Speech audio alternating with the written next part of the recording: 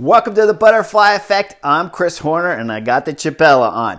That's right, it's Tour of the Basque Country.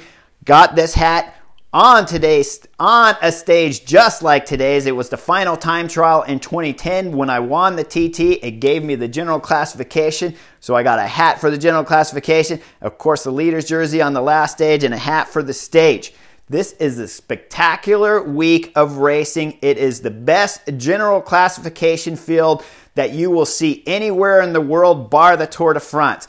Every big general classification rider is racing here at the Basque Country. 2020, Tadej Pogačar, he's here at the Basque Country. Teo Gegenhardt from the 2020 Giro winner, he's here at the Basque Country. And of course, Primož Roglič, along with his Jumbo Visma troopers, are all here at the Basque Country. We got a fantastic week of racing, and today will not let you down. Okay, we saw Primož Roglič dominate during Paris-Nice, but he didn't have any big favorites there for Grand Tour racing. GC guys, all of them were at Tirreno Adriatico. So how good was Primož Roglič really at Paris-Nice? We saw him dominating everybody up until he crashed on the last stage though. But he's not battling the big field like we saw at Tirreno Adriatico. Tadej Pogačar wins Tirreno Adriatico amongst all of the big favorites, minus Primož Roglič.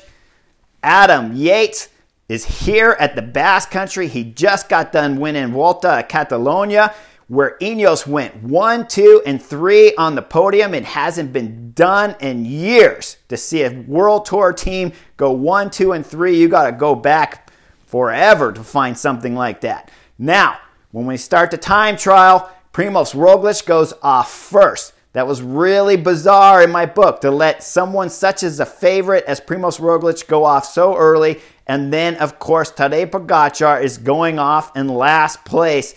So Primož blitzes the course, wins the stage, but has to sit in the hot seat for 2 hours as he watches all of the other top GC favorites in the world come in, losing time behind him.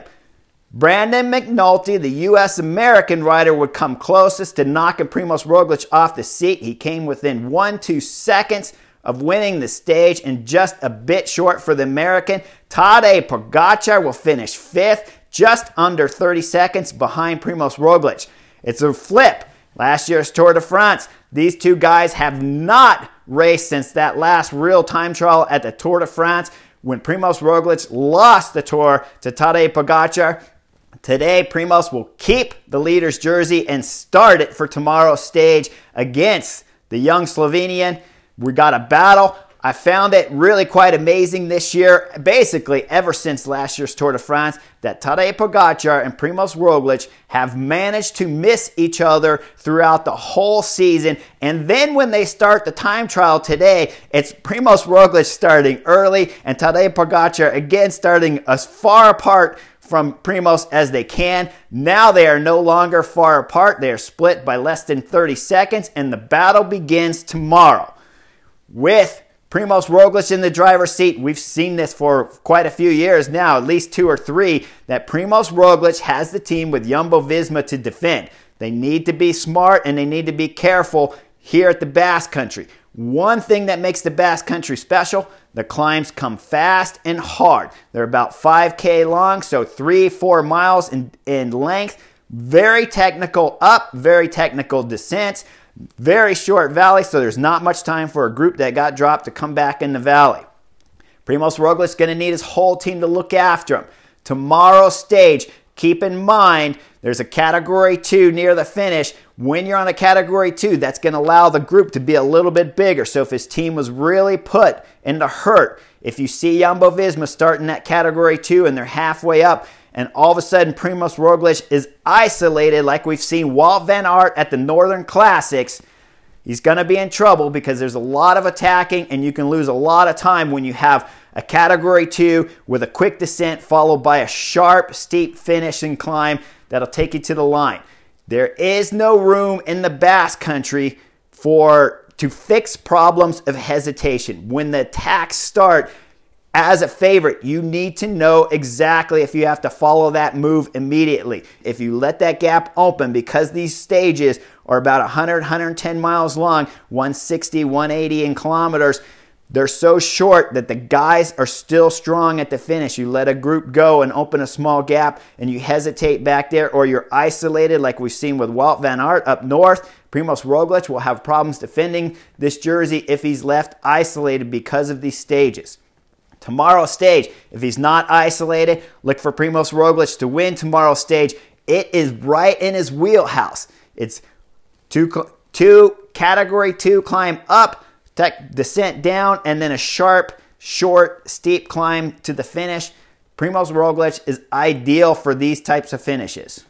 Tadej Pogačar, he's ideal for these hard finishes. We've seen him in the Tour de France last year, 2020. Keep an eye out for him. He's going to throw in some big digs.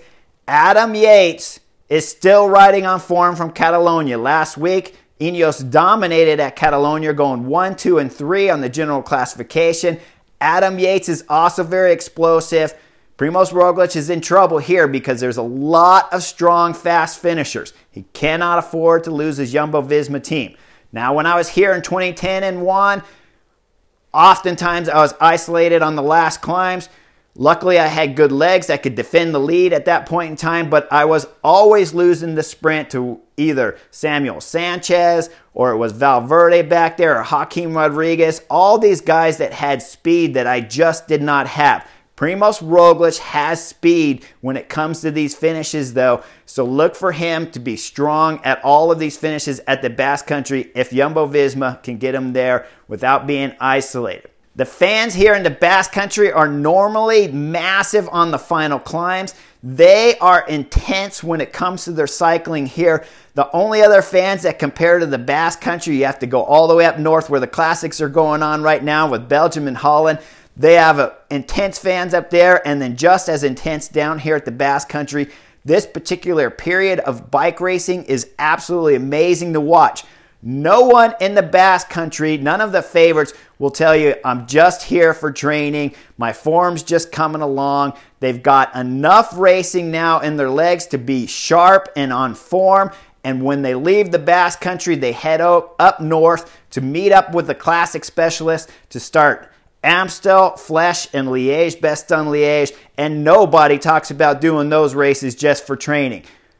Best quality field in the world. This is the only time during the season that everyone is on form. This 3 weeks between Basque Country and the Classics up north is when everybody's on form, and the Tour de France in July is the only other time during the season where 100% of the peloton is trying to be 100% on form to start winning races and get their contracts renewed for next year. Look for some exciting racing this year in the Basque Country. Now, my own experience here, 2008, we won with Alberto Contador with Astana. 2009, again, I was on the team and Alberto Contador won. 2010, I won. 2011, I was second to my teammate Andreas Kloden, who blitzed the time trial that particular year and won the overall classification. So 4 years in a row, I was on the team or one of the guys winning here at the Basque Country. It's special to my heart.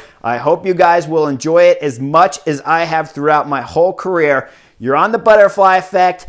I'll see you guys real soon. Make sure you like and subscribe. Stage 2's coming fast, and it's going to be enjoyable.